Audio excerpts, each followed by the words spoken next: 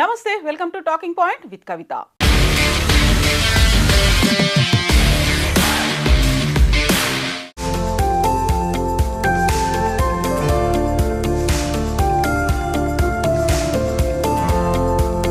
ఆషాఢ మాసం వచ్చిందంటే చాలు ప్రపంచంలోనే అతి ప్రాచీనమైన రథయాత్ర గురించి కబుర్లు మొదలైపోతాయి. ఆ జగన్నాథుణ్ణి ప్రత్యక్షంగా దర్శించుకొని ఆయన రథంపై ఒక చెయ్యి వేసి ఈ జన్మకు సార్థకత చేసుకునేందుకు లక్షలాది మంది భక్తులు పూరీ క్షేత్రానికి చేరుకుంటారు. ఆషాఢ శుద్ధ విదియ నుంచి అంటే జూలై 7 నుంచి 9 రోజుల పాటు జరిగే ఈ పర్వదినాల్లో వైష్ణవ భక్తుల సంబరాలు, సంతోషం ఆకాశాన్నంటుతాయి. జీవితంలో ఒక్కసారైనా దర్శించుకోవాలని చెప్పే అద్భుత ఆలయాల్లో పూరీ జగన్నాథ ఆలయం ఒకటి.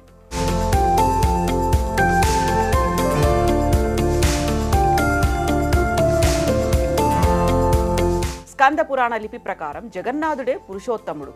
మానవులకు సద్గుణాలతో జీవితాన్ని ఎలా గడపాలో తెలియచెప్పడానికి ఆయన దారు బ్రాహ్మణ అవతారం ఎత్తారు. ప్రస్తుతం ఉన్న పూరీ ఆలయ నిర్మాణాన్ని 12వ శతాబ్దంలో రాజా అనంతవర్మ చోడగంగదేవ్ మొదలుపెట్టారు. ఆయన మనువడు రాజా అనంగ భీమదేవ్ పాలనలో పూర్తయింది. అంతకుముందు అక్కడున్న ఆలయాన్ని ఇంద్రద్రుమ్య మహారాజు కట్టించాడని అంటారు. పూరీ జగన్నాథుని క్షేత్ర మహిమ ఈనాటిది కాదు. పురాణాల్లో సైతం ఈ జగన్నాథుని మహిమను గురించి వర్ణించారు.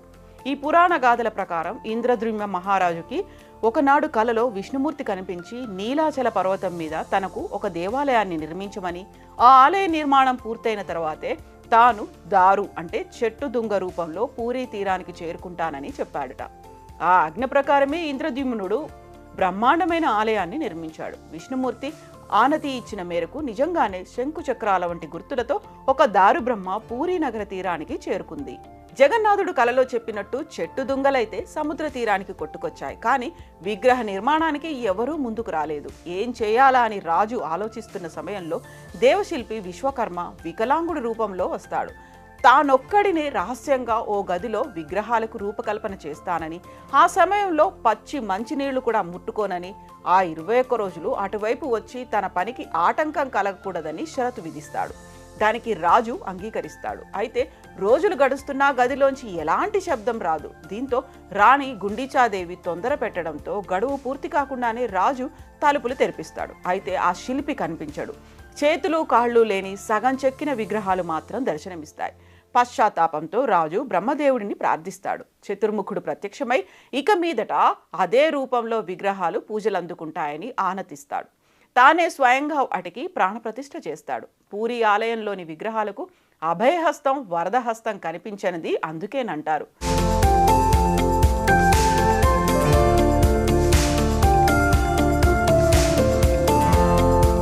చతుర్దశ భువనాలను వీక్షించడానిక అన్నట్టు ఇంతింత కళ్ళు మాత్రం ఉంటాయి. అప్పటి నుంచి గర్భాలయంలో అదే రీతిలో విగ్రహాలను ఆరాధిస్తూ వస్తున్నారు. అయితే జగన్నాథుడు గిరిజనుల దేవుడని, నీలమాధవుడనే పేరుతో పూజలందుకున్నాడని స్థల పురాణం చెప్తోంది. పూరీ జగన్నాథుని ప్రత్యేకతలు 1, 2 కాదు. అసలే ఆ విగ్రహాలే తొలి ప్రత్యేకత. ఈ విగ్రహాలు విచిత్రమైన రూపంలో ఉండడం వెనుక ఒక ఐతిహ్యాన్ని చెప్పుకున్నప్పటికీ స్థానిక తెగలు ఆరాధించే రూపంలో ఈ మూర్తులు ఉండడం ఒక విశేషం. దానికి అనుగుణంగా జగన్నాథుని చరిత్రలో ఆయనను ఆదిమ జాతి వారు ఆరాధించుకున్న ప్రస్తావనలు కూడా కనిపిస్తాయి. అంటే ఈ దైవం అందరి వాడన్నమాట. ఇక ప్రతి 12 లేక 19 సంవత్సరాలకు ఒకసారి నవకళేబర పేరుతో ఈ దారు విగ్రహాల స్థానంలో కొత్త విగ్రహాలను సృష్టించడం మరో విశేషం.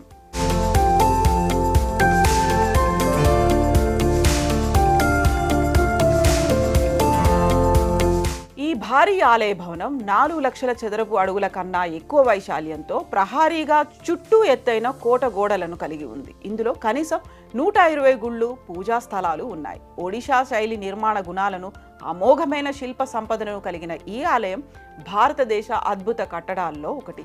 ప్రధాన ఆలయం కింద నుంచి పైకి కొంచెం వంపులు తిరిగి ఉండే దానిపైన విష్ణువుకు చెందిన శ్రీచక్రం ఉంటుంది.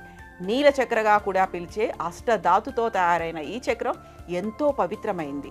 20 అడుగుల ఎత్తు, టన్ను బరువు గల సుదర్శన చక్రాన్ని పూరీ జగన్నాథ ఆలయంపై భాగాన ఏర్పాటు చేశారు. ఆశ్చర్యకర విషయం ఏంటంటే పూరీ పట్టణంలో ఏ మూల నుంచి చూసినా ఈ సుదర్శన చక్రం కనిపిస్తుంది. ఆలయం పైన ఈ చక్రాన్ని ఉంచిన తీరు ఒక ఇంజనీరింగ్ మిస్టరీగానే మిగిలిపోయింది. ఏ వైపు నుంచి మీరు దీనిని చూసినా అది మీకు అభిముఖంగానే ఉన్నట్లు కనిపించడం విశేషం.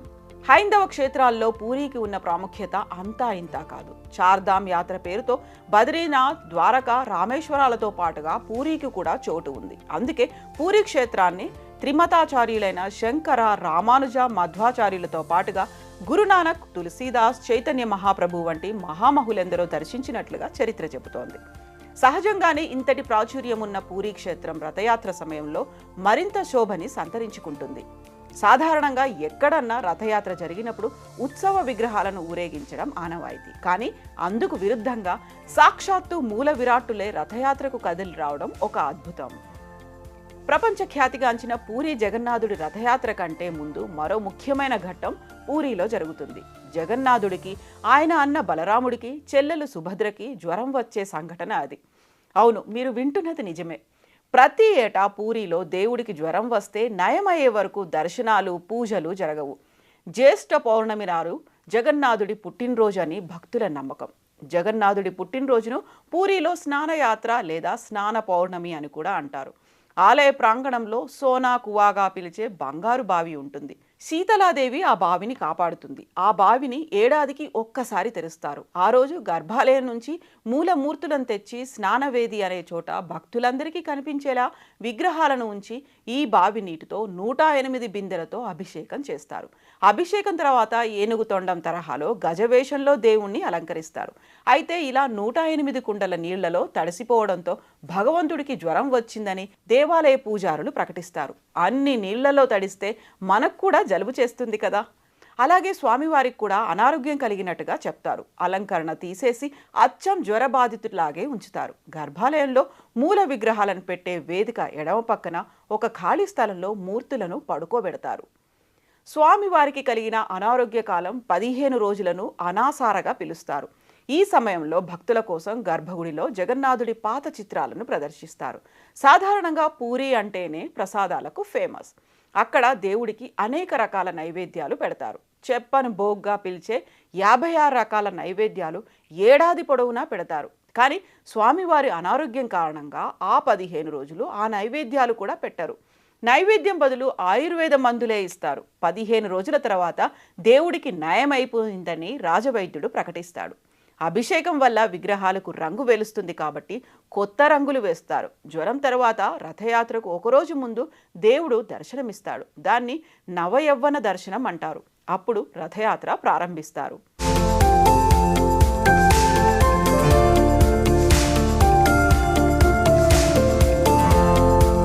పూరీ ఆలయ ఆధ్వర్యంలో జరిగే ఉత్సవాలన్నింటిలో ముఖ్యమైనది జగన్నాథ రథయాత్ర. ఈ ఉత్సవం ప్రతి సంవత్సరం జూన్ లేదా జూలై నెలల్లో నిర్వహిస్తారు. ఈ ఏడాది జూలై 7న రథయాత్ర ప్రారంభమైంది. ఈ రథయాత్రలో 2 సెట్ల రథాలు ఉంటాయి. శ్రీమందిరం, గుండిచా ఆలయానికి మధ్యలో ప్రవహిస్తున్న నదిని దాటి వెళ్ళాలి. అందుకే 2 రథాలను ఉపయోగిస్తారు. మొదటి రథం నది ఇవతలి ఒడ్డు వరకు తీసుకెళ్తుంది. అక్కడ 3 చెక్క పడవల్లో నది దాటుతారు. అక్కడి నుంచి మరో రథంలో దేవుళ్లను గుండిచా ఆలయానికి తీసుకెళ్తారు. ఈ రథయాత్రలో శ్రీకృష్ణుడు, బలరాముడు, సుభద్ర విగ్రహాలను పూరీ వీధుల్లో ఊరేగిస్తారు. రథం సుమారు 45 అడుగుల ఎత్తు, 35 చదరపు అడుగుల వైశాల్యం కలిగి ఉంటుంది. దీనికి 7 అడుగుల వ్యాసం కలిగిన 16 చక్రాలుంటాయి. దాదాపు 4000 మంది భక్తులు కలిసి ఈ రథాన్ని లాగుతారు. రథయాత్రకు ముందు బంగారు చీపురుతో రథాల ముందు ఊడుస్తారు. ఆ తర్వాత వాటిని తాళ్లతో లాగుతారు. పూరీ జగన్నాథ ఉత్సవాన్ని తిలకించడానికి దేశం నలుమూలల నుంచి భక్తులు విశేషంగా తరలి వస్తారు. ప్రతి ఏటా కొత్త రథాన్ని తయారు చేయడం ఇక్కడి ప్రత్యేకత. ఈ యాత్ర పూరీ నుండి గుండిచా దేవాలయం వరకు సాగుతుంది.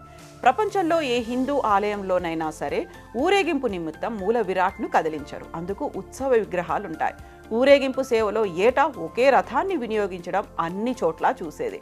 ఈ సంప్రదాయాలన్నిటికీ మినహాయింపు పూరీ జగన్నాథ ఆలయం. బలభద్ర, సుభద్రలతో సహా ఈ ఆలయంలో కొలువైన జగన్నాథుడిని ఏడాదికొకసారి గుడిలోంచి బయటకు తీసుకొచ్చి భక్తులకు కనువిందు చేస్తారు. ఊరేగించేందుకు ఏటా కొత్త రథాలను నిర్మిస్తారు. అందుకే జగన్నాథుడి రథయాత్రను అత్యంత అపురూపంగా భావిస్తారు భక్తులు. ఆషాఢ శుద్ధ విధియ పూరీ క్షేత్రంలో పండుగ రోజు భక్తిభావం వెల్లువై పొంగులెత్తుతుంది. జగన్నాథుని జయ జయ ధ్వానాలతో నగర వీధులన్నీ మారుమోగుతుంటాయి. అంతరాలయంలో రత్నపీఠికపై ఏడాదిగా కొలువున్న జగన్నాథుడు బయటకు వచ్చే సమయం కోసం వేచి చూస్తుంటారు భక్తులు. స్వామి దర్శనం కాగానే ఆనందంతో పులకించిపోతారు. భక్తి పారవశ్యంతో మాయమర్చిపోతారు. ఆ క్షణం అపురూపం. సర్వం జగన్నాథం. రథయాత్రలో విశేషం ఏమంటే గుండీచా ఆలయానికి ఊరేగింపు రాగానే రథం తనంతట తానే ఆగిపోతుంది. దాన్ని ఎవరూ ఆపరు. ఇది కూడా ఎప్పటికీ ఒక మిస్టరీగానే ఉండిపోతుంది. రథయాత్ర నేపథ్యం గురించి రకరకాల కథనాలు ప్రచారంలో ఉన్నాయి. ద్వాపర యుగంలో కంసుడిని వధించడానికి బలరామకృష్ణులు బయలుదేరిన ఘట్టాన్ని పురస్కరించుకొని ఈ యాత్ర జరుపుతారని ఒక కథనం. ద్వారకకు వెళ్లాలన్న సుభద్రాదేవి కోరిక తీర్చే ముచ్చటే ఈ రథయాత్ర అని మరికొందరు చెబుతారు. ఇక గుండీచాదేవి మందిరం విషయానికొస్తే పూరి జగన్నాథ ఆలయాన్ని నిర్మించిన ఇంద్రద్యుమ్న మహారాజు భార్య గుండీచా. ఆవిడ కూడా జగన్నాథ బలభద్రుల కోసం ప్రధాన ఆలయానికి 3 కిలోమీటర్ల దూరంలో ఒక మందిరం నిర్మించింది. అదే గుండీచా ఆలయం. రథయాత్రలో భాగంగా అక్కడికి తీసుకెళ్లిన 3 విగ్రహాలను ఈ గుడిలోని రత్న సింహాసనంపై కూర్చుండబెట్టి గుండీచాదేవి పేరిట ఆతిథ్యమిస్తారు. ఒక రకంగా చెప్పాలంటే గుండీచా మందిరం జగన్నాథుడి అతిథి గృహం అన్నమాట. సైన్స్కు కూడా అంతు చిక్కని రహస్యాలతో పూరి జగన్నాథ ఆలయం ముడిపడి ఉన్నట్లు చెబుతారు. ఆ రహస్యాల్లో ముఖ్యమైనది ఆలయంపై కనిపించే జెండా. ఈ ఆలయ గోపురంపై ఉండే జెండాకు ఎంతో ప్రత్యేకత ఉంది. మామూలుగా ఏ గుడికి కట్టిన జెండా అయినా సరే గాలి దిశను బట్టి ఊగుతుంది. కానీ ఇక్కడి జెండా మాత్రం గాలి ఎటువైపు వీచినా వ్యతిరేక దిశలో ఊగుతుంది. జెండాకు సంబంధించి మరో ముఖ్యమైన విషయం ఏంటంటే 45 అంతస్తుల ఎత్తున్న ఈ ఆలయంపైకి నిత్యం పూజారి ఎక్కి జెండాను క్రమం తప్పకుండా మారుస్తుంటారు. ఈ ఆచారం దాదాపు 1800 ఏళ్ల నుంచి జరుగుతోంది. ఇది ఒక్కరోజు తప్పినా అప్పటి నుంచి 18 ఏళ్ల పాటు ఆలయం మూతపడుతుందని నమ్ముతారు.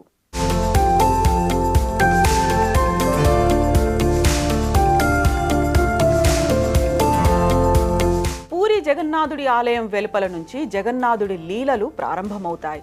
సాధారణంగా అన్ని చోట్ల వీచే గాలి సముద్రం నుంచి భూమి వైపు వస్తుంది. ముఖ్యంగా పగటిపూట సముద్రం నుంచి భూమి వైపు, సాయంత్రం వేళ భూమి నుంచి సముద్రం వైపు గాలి వీస్తుంది. కానీ పూరిలో మాత్రం మొత్తం రివర్స్.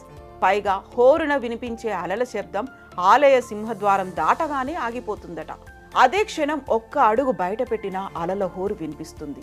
ఈ ఆలయం పైనుంచి విమానాలు, పక్షులు ఎగరకపోవడం ఆశ్చర్యకర విషయం. దేశంలో ఏ ఆలయంలోనూ ఇలాంటి వింత కనిపించదు. ఏ ప్రభుత్వము దీన్ని నో ఫ్లయింగ్ జోన్గా ప్రకటించలేదు. కానీ ఏదో తెలియని అతీత శక్తి కారణంగా అది ఆటోమేటిక్గా నో ఫ్లయింగ్ జోన్గా మారిపోయింది. దీనికి ఇప్పటికీ శాస్త్రీయ వివరణ లేకపోవడంతో మిస్టరీగానే మిగిలిపోయింది. జగన్నాథ ఆలయ ప్రధాన ద్వార గోపురం నీడ ఎవ్వరికీ కనిపించదు. ఉదయం, సాయంత్రం ఏ సమయంలోనూ నీడ అనే జాడే ఉండదు. ఇదంతా ఆలయ నిర్మాణంలో ఉన్న ప్రత్యేకత లేదా దేవుడి మహిమ వల్ల అలా జరుగుతోందా అన్నది కూడా మిస్టరీగానే ఉంటోంది.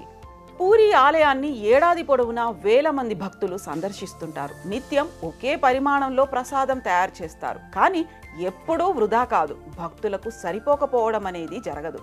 ఈ ప్రసాదాన్ని 7 కుండలు ఒకదానిపై ఒకటి పెట్టి వండుతారు. కానీ కింద ఉన్న కుండల కంటే ముందుగా పై భాగంలో ఉన్న కుండలో ప్రసాదం తయారు కావడం విశేషం. ప్రసాదం తయారు చేసినప్పుడు ఎలాంటి వాసన రాదు. కానీ స్వామివారికి నివేదించిన తర్వాత గుమగుమలాడిపోతుందట. పూరి జగన్నాథుడికి ప్రతి ఏటా భక్తుల నుంచి నగల రూపంలో భారీగానే కానుకలు అందుతుంటాయి. వాటిని రత్న భండార్లో భద్రపరుస్తారు. అయితే రత్న భండార్లోని లోపలి గదిని ఈ నెల 14న తెరవాలని ఉన్నత స్థాయి సంఘం సిఫార్సు చేసింది. రత్న భండార్ను తెరిచే విషయమై ఏర్పాటు చేసిన జస్టిస్ విశ్వనాథ్ రథ్ ఆధ్వర్యంలోని ఉన్నత స్థాయి సంఘం తాజాగా సమావేశమై ఆ గదిని తెరవాలని ఆలయ నిర్వహణ కమిటీకి ఏకగ్రీవంగా సిఫార్సు చేసింది. 46 ఏళ్ల క్రితం చివరిసారిగా 1978లో రత్న భండార్ను తెరిచి నగల విలువను లెక్కించారు. ఒడిశాలో ఇటీవల జరిగిన అసెంబ్లీ ఎన్నికల్లో రత్న భండార్ను తెరవడం ప్రచారాస్త్రంగా మారింది. తాము అధికారంలోకి రాగానే రత్న భండార్ను తెరిపిస్తామని బీజేపీ హామీ ఇచ్చింది. ఎన్నికల ఫలితాల తర్వాత బీజేపీ ప్రభుత్వం ఏర్పడడంతో హామీ అమలు కోసం ప్రభుత్వం ఉన్నత స్థాయి కమిటీని ఏర్పాటు చేసింది. ఈ కమిటీకి ఆలయ ముఖ్య కార్యనిర్వహణ అధికారి కన్వీనర్గా ఉన్నారు. అయితే రథయాత్ర జరుగుతున్నందున కమిటీ అడిగిన తాళం చెవి ఇవ్వడం కుదరదన్నారు. అయితే ఈ నెల 14న రెండో తాళం చెవి ఇవ్వకపోతే తాళం బద్దలు కొట్టైనా రత్న భండార్ను తెరవాలని నిర్ణయించారు. రత్న భండార్ను తెరిచి నగలు లెక్కించి అవసరమైన వాటికి మరమ్మతులు చేయిస్తారు.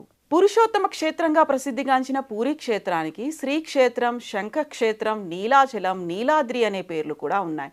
పూరి అంటే పూరించేదని అర్థం. భక్తుల కోరికలు తీర్చే దివ్యక్షేత్రం కావడంతో పూరి అనే పేరును జగన్నాథుడి కరుణా కటాక్షానికి పర్యాయపదమైందని భక్తుల విశ్వాసం. అన్ని ఆలయాల్లానే కనిపించిన పూరి ప్రవేశ ద్వారం నుంచి గోపురంపై ఎగిరే జెండా వరకు అణువణువు ప్రత్యేకమైందే, ఊహకందని మిస్టరీనే. ఇలా ఎన్నో ప్రత్యేకతలు, ఎప్పటికీ అంతుచిక్కని రహస్యాలను తనలో దాచుకున్న పూరి జగన్నాథుడి ఆలయం ప్రపంచంలోనే ప్రత్యేకమైంది.